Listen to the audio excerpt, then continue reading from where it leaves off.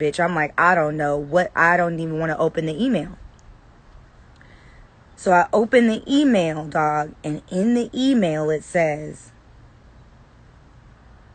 basically, here are your freedom papers. So I'm looking at the email like, wait a minute, my freedom papers. Because from what I understood, when I shot season 6, I was free. Free and clear.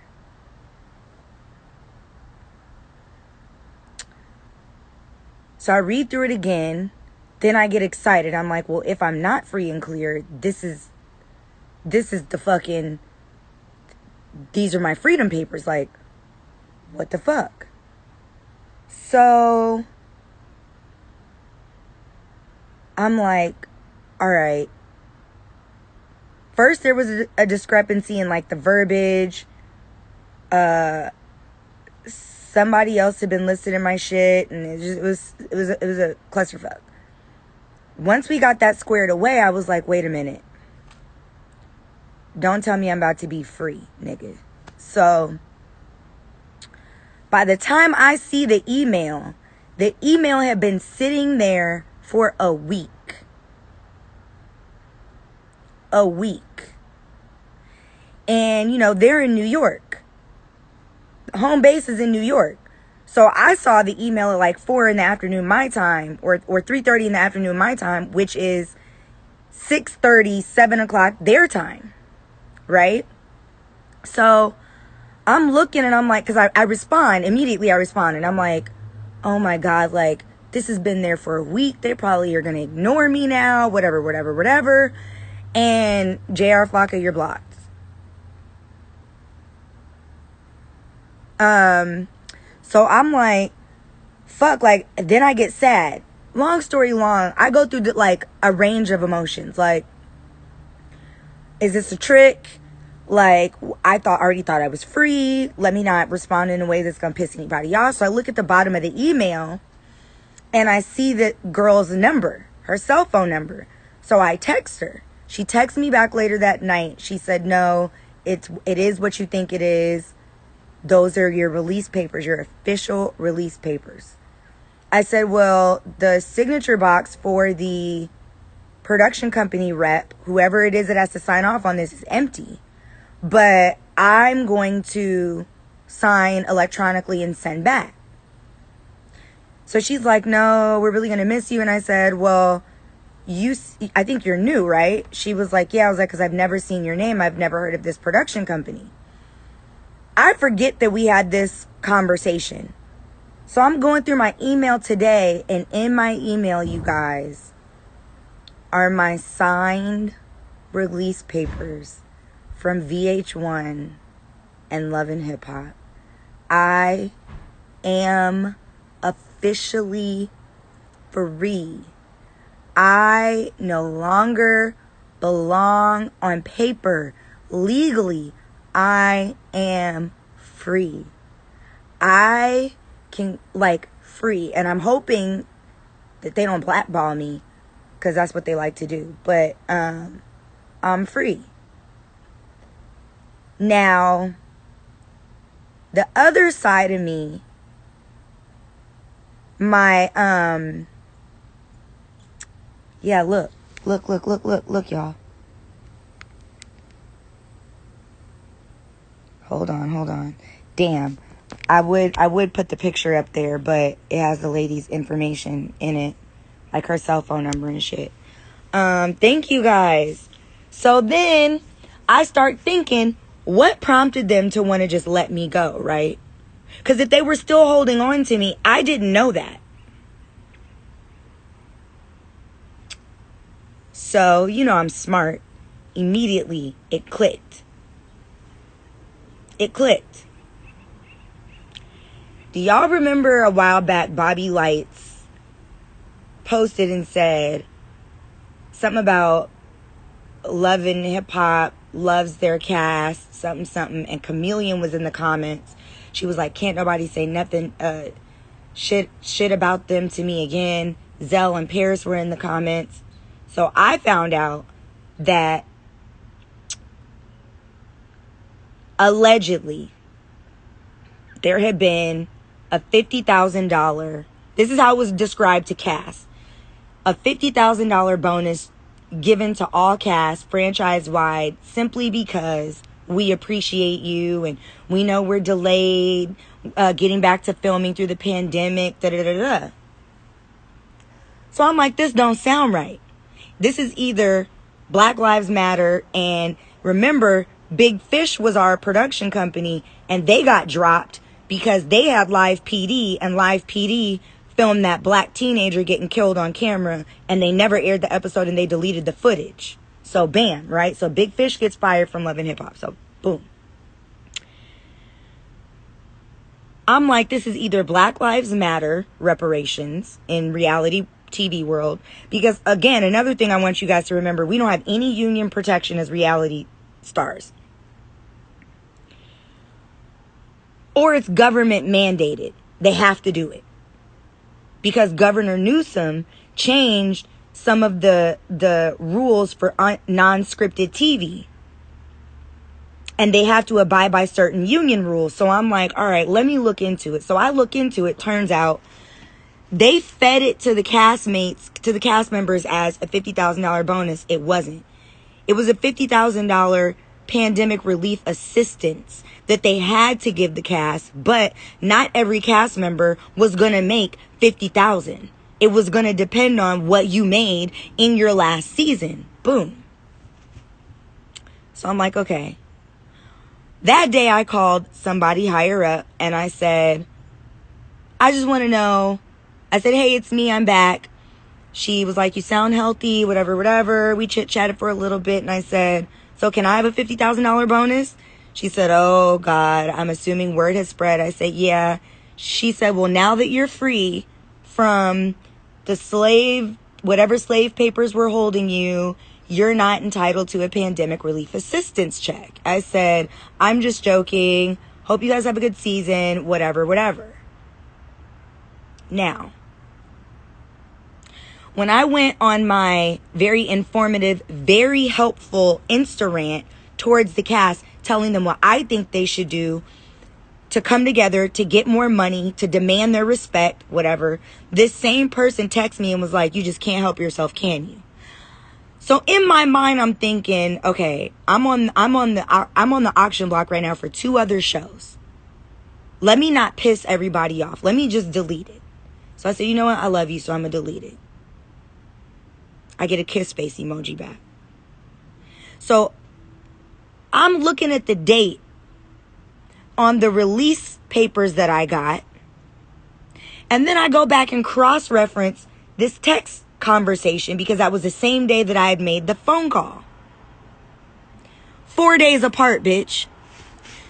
So you mean to tell me, you see where I'm going with this, right? I make a lot of money on that show. I would have been entitled to a whole $50,000 check. But here's the thing. I didn't know that I was still under contract. No, I'm not, Tiff. Don't start. I didn't know that I was still under contract. They knew. I didn't know. So now they have a new production company. So what happened? The new production company got my talent deal. They were gonna hold me. I put 2 and 2 together that this was a pandemic relief assistance check, which I would have been entitled to, and I probably would have qualified for the full $50,000.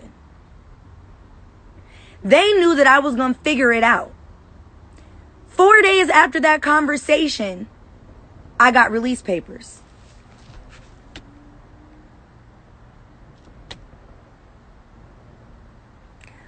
Okay, so y'all figured out that I found out that there was a $50,000 bonus that was actually not a $50,000 bonus. It was a government mandated pandemic relief assistance check for your cast. Because now you have to abide by union rules that you didn't have to abide by before. And so you knew that eventually I was going to get to the bottom of it. And you knew I was under contract. I didn't know I was under contract. So before I figured it out and stuck them niggas up for the full 50K, what happened? 4 days later, I got a release.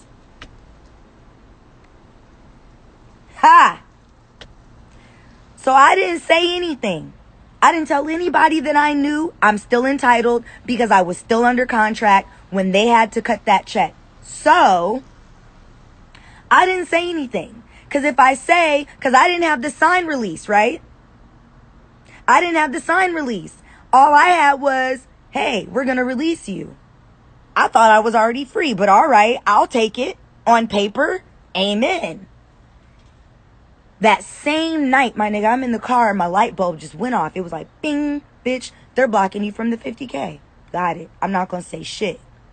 I'm going to let them just send me the release first because I can get it backdated. I can get it backdated. So, but I want to be free when I go for the financial jugular. I didn't want to blow the whistle first and them say, okay, yeah, we'll cut you a check and hold your black ass for 2 more years. No. So now I'm free and now you still have to run me my money because you had to cut that check while I was still belonging to you. And not only that, I think they thought they were going to be able to continue to hold me because initially there was a deadline. That deadline has been extended. There was a deadline for the PUA, PAU, Pandemic Assistance. What was it? PUA, Pandemic something assistance. There's all kind of grants and loans and assistance checks, all kind of stuff. I didn't get a stimulus check the first time. So I wasn't tripping. So I'm just like, but then the deadline has been extended. So I didn't want to bang, run me my money without having my walking papers first. Pandemic unemployment assistance. Yes. So there's a PUA. There's all kind of stuff that my financial team was telling me about. But I'm just like, I don't want a loan. Like, I don't want a loan. Like, I don't want to have to pay the government back. Like, this is crazy. Like, I'm all right. You know what I mean? So, I mean, extra money don't help. But why go into debt for the extra money if you don't have to? So, my employer was supposed to cut me a check. Once the deadline got extended, they knew I was going to figure it out, so they handed me my walking papers. Well, as of today, my walking papers have been signed by both parties, myself and the network. I am free and fucking clear, and I still want my money.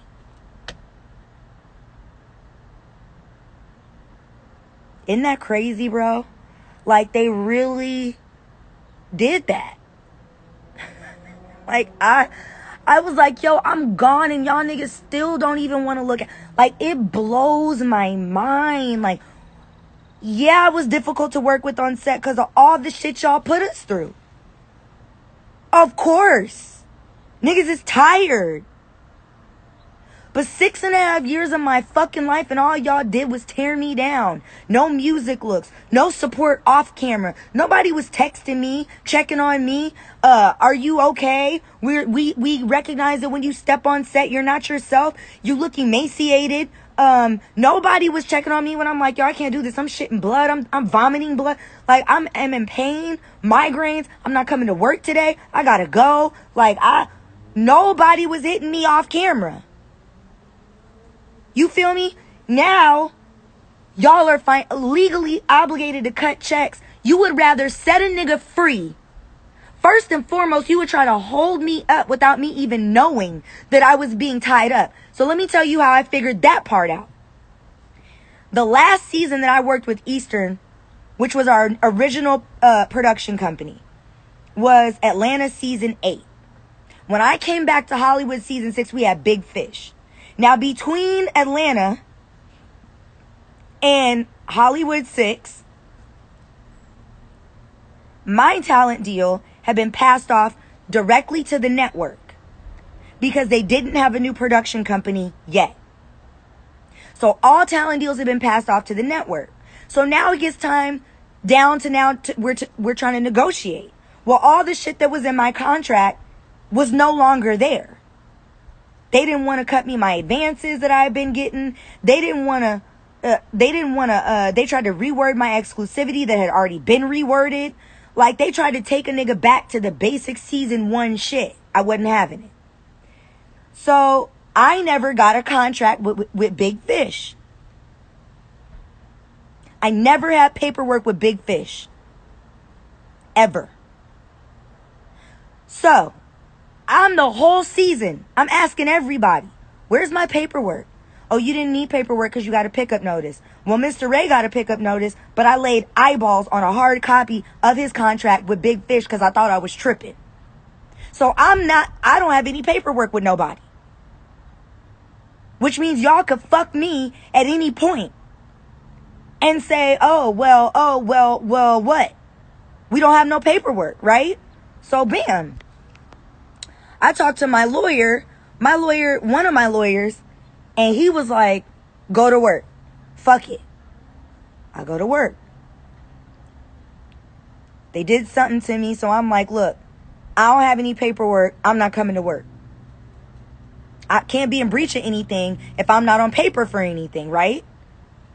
So bam. So now all of a sudden all the lawyers, everybody's scrambling around because Moniece says she's not coming. Moniece says she's not showing up. Moniece says she's not cooperating. Oh my God. Let's get it together. Let's fix it. Let's figure it out. So bam. Finally they figured out I go back to work. So what this tells me is VH1 still had me. Big Fish got fired for being racist fucks. They got this new production company. The new production company had the option to hold me or not hold me. They held me. I didn't even know I was being held. I find out about this $50,000 bonus that was never a bonus. It was a pandemic relief assistance check that the network now has to cut their non-scripted cast members because before they didn't have to abide by union rules. Right? So, Governor Newsom has changed the rules for non-scripted reality series. Right? So now they gotta financially abide by certain union rules. One of the union rules was this. Now they know I know. So instead of cutting me the check that they owe me, they would rather let me go. Y'all niggas just what? And so for me, in my mind, I'm blown away. Because at this point, I'm like, yo, my nigga, like, what is the deal? What is the deal? Like, I'm gone. Y'all niggas still don't want to look out. I was there for 6.5 years. All y'all niggas did was drag me. All y'all niggas did was literally just destroy me. Like, for strangers, for all intents, I blocked them. Makeup trends. For all intents and purposes, y'all are strangers. I'm a stranger to you, right? But y'all can look at me on Instagram and be like, your skin looks so much better. You look so much healthier. You're glowing. You look so much happier. Your face is fuller. You're gaining weight. Oh my God, Cameron, and you just are so, you seem so happy. Like, for a stranger to be able to see that I was being broken down, bro, like, and I always get emotional because I feel stuck, like, between a rock and a hard place. I feel like I'm grateful for the platform because I was broke. I was sleeping on my parents' couch, like, walking to and from a 9 to 5. Had to pull my son out of Montessori school because I don't get child support. I never filed for child support. My baby dad has never supported me in any way. When I was being evicted with a 2-year-old on my hip, the nigga told me, figure it out. And I got on TV and the nigga did a 180 and acted like I just fucked this kid. You feel me? So after everything, and it's not about the $50,000. That's not what it's about. It's about at what point do y'all realize, like, Y'all been breaking niggas down so bad. And now I'm gone. Y'all niggas didn't even want to throw a nigga a pity check. Like, y'all didn't even want to throw me a pity penny. I'm not even there no more. I'm not even there anymore. And y'all niggas just still don't like me.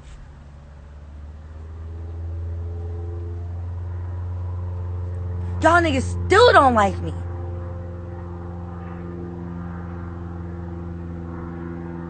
Y'all niggas just, anything, y'all niggas would rather let me free and blackball me than to just do right. Like, that's all it's about. Like, y'all would really rather give me release papers and attempt to blackball me than to just do right. You know what I'm saying? And everybody, like, that's why I feel bad, you know what I'm saying, for Tamar. You know, like, everybody loves to call a black woman bitter, angry, obsessed, mad, all this stuff, entitled. When at the end of the day, y'all sit there and watch TV, not understanding, and it's so easy for y'all to be like, just get out. Just stop doing it. Just don't. You have to understand, a lot of people that ended up on reality TV have a passion for the art, and the game has changed. So this shit is presented to us like, oh, the game is shifted. You know what I'm saying? Like, everything is digital. Everything, like, this is another platform and this is where it's at. This is how your music is heard. All niggas want to do is create and provide. I know that's all I wanted to do. You feel me? So, for that to be the dream that's sold, and then for it to turn out to be a long-standing nightmare. For that woman to feel like there was no other way out.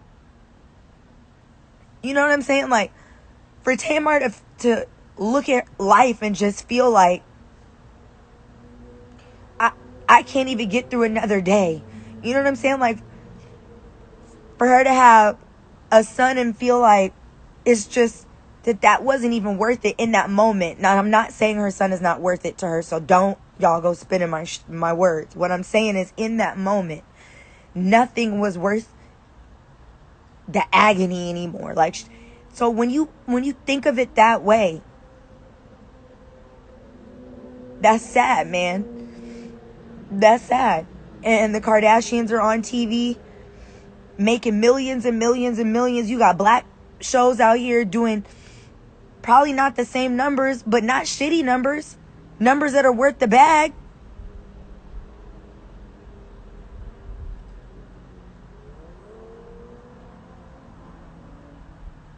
So at the end of the day, all I'm saying is, people don't understand the toll that this takes.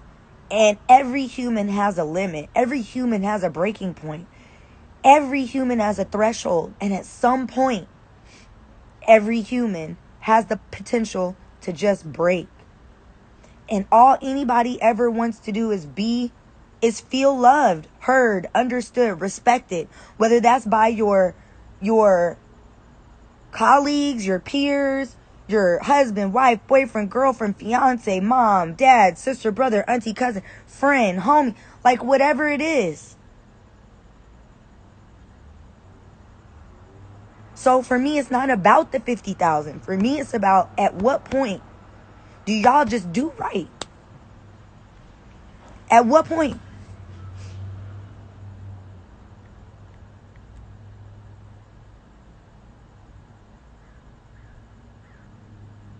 It's wild. And that's why I said, I don't mind doing reality TV. It just has to be a one-off. I can't be a slave to that no more. It has to be a get in, get the bag, get out. It can't be, I can't do I can't do that ever again. I can do, like, I don't have a problem going in, getting the bag, a marriage boot camp, whatever, MTV challenge, Zeus conversation, whatever. I don't have a problem doing shit like that. But I cannot be a slave to the machine. If I can't get in, get a quick bag here, get a quick bag there, dump it back into this, stock, or dump it into this investment property. I don't want it.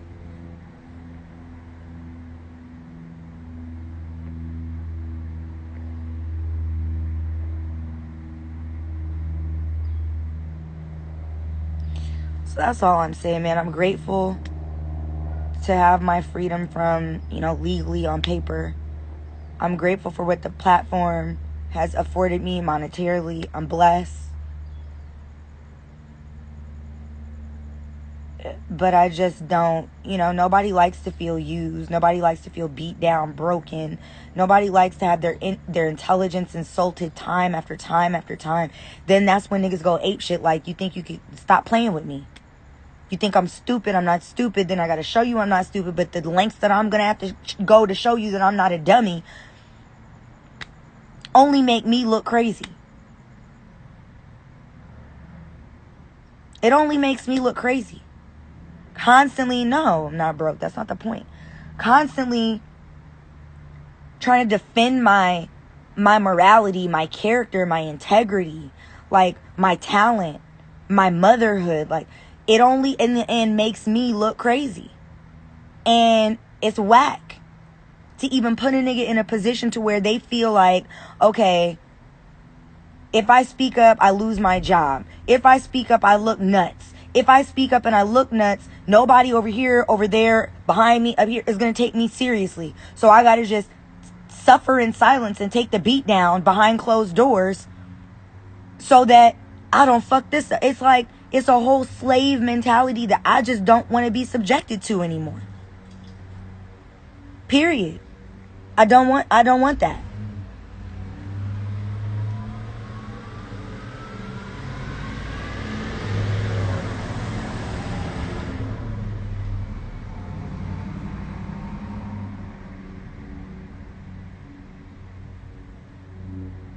No, I don't have to kick ass before I can kick it. And I've kissed enough ass is the point.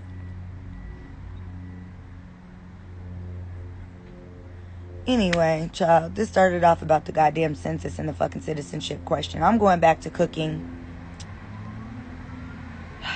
6:23, I would like to be in the bed by 9:30. So, yeah, there are a lot of trolls. It's alright. Hey, Dom. Anyway, guys, so to those of you that have supported me for all these years, I appreciate you, because, baby, shit, man, it's emotional every time. Like, all the shit I went through, like, in that last season of the show, man, I just think back to it, and there was a time I didn't shower for 2 weeks. I didn't eat. Feel me? Like, I fainted. I woke up like, God, I need a sign. I need a sign. Like, because at that point, I felt hopeless. Like, I felt like I just don't see an end to the cycle. I don't see an end to the bullshit. And thank God, Cameron was enough for me. So that was the only time that I could semi-function was during my weeks with him. But that was because I had my family, my mom and my dad. And I laid my head next to somebody for 3 years, recording conversations, hacking my shit, sending shit to blogs, lying on me, constantly. It's a lonely life, man. And she used to be like, oh, go seek validation from your followers, your fans. Like, dog, a stranger could be more encouraging, be more supportive, and wish you more good than the motherfucker you lay your head next to that you thought was your future. Like, that's wild. Some of y'all on here have been more supportive than niggas I've known since 15, 16, 17, 18, 19, 20. And I was on live the other day with the homie Chase Ash. Like, and that nigga flat out said, can't nobody say nothing. Know your heart. You've been out here, the couch, if it was a floor, if it was gas money, if it was food, if it was cooking. You held everybody down. You was wild, but you held everybody down. And I'm that same way now. But a motherfucker will really look you in the face and tell you they want the best for you, and the whole time. So imagine how I have felt for all these years, being called a bitter baby mama, when in all reality, I don't want anything from my BD. Just be respectful. I'm owed that. I deserve that. Not just when it suits you. I'm owed that. And at this point, I motherfucking earned the respect.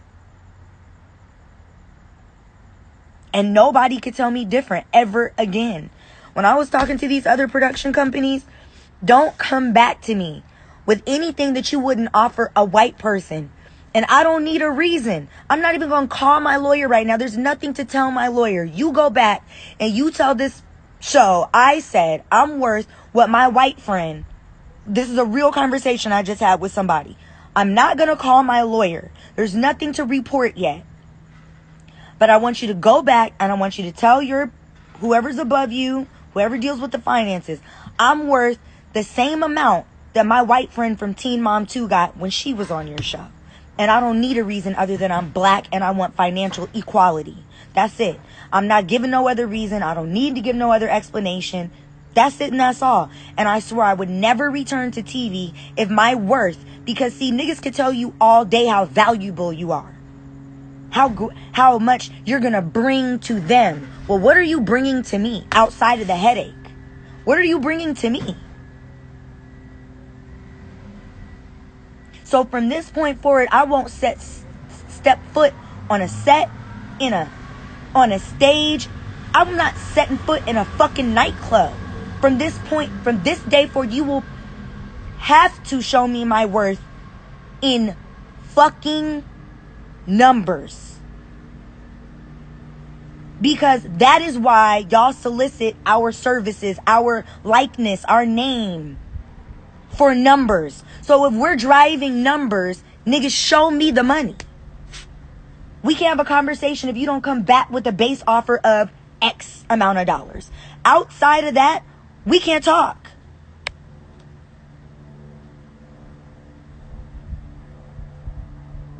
That's it.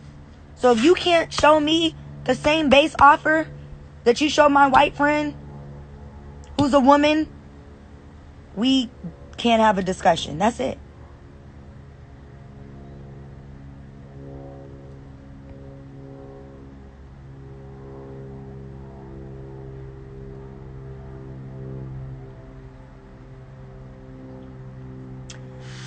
So, I hope everybody has a great week.